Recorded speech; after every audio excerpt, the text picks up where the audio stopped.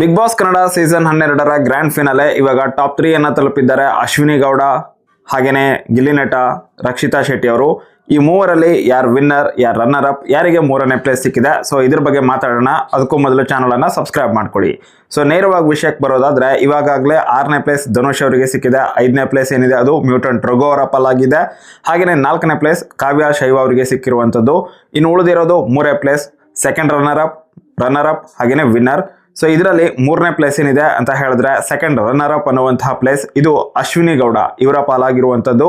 So ಹೀಗಾಗಿ ಉಳ್ಕೊಳ್ಳೋದು ರಕ್ಷಿತಾ ಶೆಟ್ಟಿ ಮತ್ತು ಗಿಲ್ಲಿ ನಟ ಇವರಿಬ್ಬರೇನೆ. ಸೊ ಗಿಲ್ಲಿ ನಟ ಅವರು ಹಾಗೆಯೇ ಅವರ ವಂಶದ ಕೊಡಿ ರಕ್ಷಿತಾ ಶೆಟ್ಟಿ ಅವರು, ಇವರಿಬ್ಬರಲ್ಲಿ ರನ್ನರ್ ಅಪ್ ಆಗಿರೋದು ಇಲ್ಲಿ ರಕ್ಷಿತಾ ಶೆಟ್ಟಿ ಅವರು. ಈಸಿ ಪ್ರಿಡಿಕ್ಷನ್ ಅಂತಾನೆ ಹೇಳ್ಬೋದು.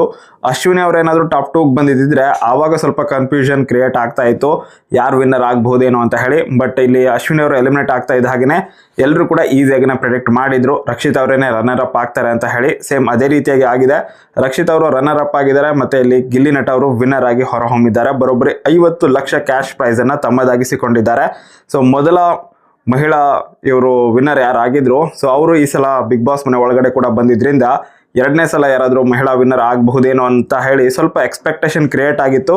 ಬಟ್ ಗಿಲ್ಲಿ ನಟ ಅವರು ತಾವು ಕ್ರಿಯೇಟ್ ಮಾಡಿರುವಂತಹ ಟ್ರೆಂಡ್ ಹವಾ ಏನಿದೆ, ಸೊ ಅದನ್ನು ಹಾಗೇನೆ ಮೇಂಟೈನ್ ಮಾಡಿಕೊಂಡು ಟ್ರೋಫಿಯನ್ನು ತಮ್ಮದಾಗಿಸ್ಕೊಂಡು ಹೋಗಿದ್ದಾರೆ. ನೋಡೋಣ ಮುಂದಿನ ಸಲ ಆದರೂ ಯಾರಾದರೂ ಫೀಮೇಲ್ ಕಂಟೆಸ್ಟೆಂಟ್ ವಿನ್ ಆಗ್ತಾರಾ ಅಂತ ಹೇಳಿ. ಸೊ ಫೀಮೇಲ್ ಕಂಟೆಸ್ಟೆಂಟಲ್ಲಿ ಯಾರಾದರೂ ವಿನ್ನರ್ ಆಗಬೇಕು ಅಂತ ಹೇಳಿದ್ರೆ ಸ್ಟ್ರಾಂಗ್ ಕಂಟೆಸ್ಟೆಂಟ್ಗಳನ್ನು ಬಿಗ್ ಬಾಸ್ ಮನೆ ಒಳಗಡೆ ಬಿಡಬೇಕು. ಹಾಗೆಯೇ ಎಲ್ರಿಗೂ ಕೂಡ ಸಮಾನವಾದ ಅವಕಾಶ ಕೊಟ್ಟರೆ ಅವಾಗ ಚೆನ್ನಾಗಿರುತ್ತೆ ಅಂತ ನನಗನ್ನಿಸುತ್ತೆ. ಅಥವಾ ನೋಡೋಣ, ಇದ್ರ ಬಗ್ಗೆ ಮುಂದೆ ಇನ್ನೂ ಕೂಡ ಕೆಲವೊಂದಿಷ್ಟು ಮಾತುಗಳನ್ನು ಆಡೋದಿದೆ. ಸೊ ಅದು ಸಾಧ್ಯವಾದಷ್ಟು ಬೇಗ ಅದ್ರ ಬಗ್ಗೆ ಮಾತಾಡ್ತೀನಿ. ಅಲ್ಲೇ ತನಕ ವಿನ್ನರ್ ಆಗಿರುವಂತಹ ಗಿಲ್ಲಿ ನಟ ಅವರಿಗೆ ಆಲ್ ದ ವೆರಿ ಬೆಸ್ಟ್, ಹಾಗೆಯೇ ಕಂಗ್ರ್ಯಾಚುಲೇಷನ್. ಮುಂದಿನ ಎಲ್ಲ ಪ್ರಾಜೆಕ್ಟ್ಗಳಿಗೆ ಆಲ್ ದ ವೆರಿ ಬೆಸ್ಟ್, ಹಾಗೆಯೇ ಟ್ರೋಫಿ ವಿನ್ ಆಗಿರೋದಕ್ಕೆ ಕಂಗ್ರ್ಯಾಚುಲೇಷನ್.